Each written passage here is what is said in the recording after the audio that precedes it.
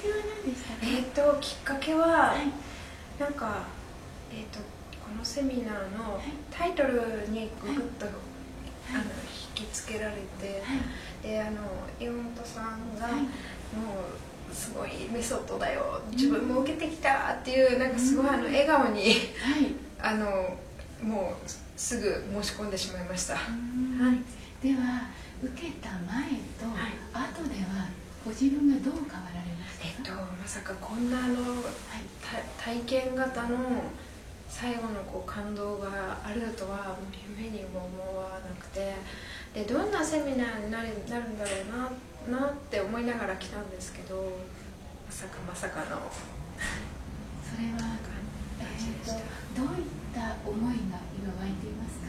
もう愛と感謝だけです。そうですね。もうこの世界は愛と感謝だよ。体感するね。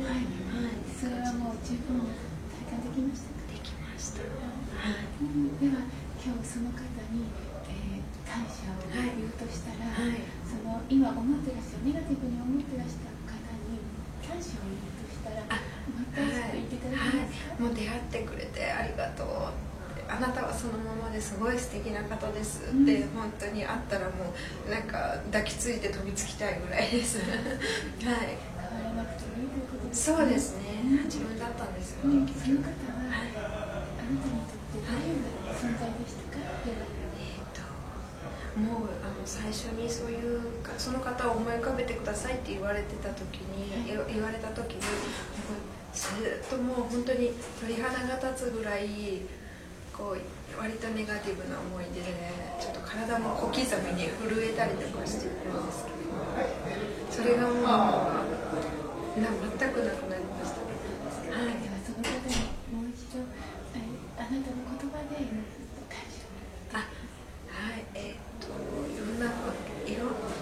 あなたと会ったことで本当にすごい学びがありました。それがなかったらきっと今の私はないと思いますっていうことを伝えたいです。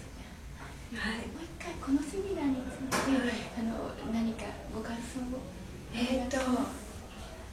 本当に普通のセミナーとかそういう普通のわーってなるセミナーとは全然違って、深い自分の中の自分の中の自分と内観してそれがじわじわっと心の奥でじわじわっと燃えているっていう、そんな感じがするセミナーです。ありがとうございました。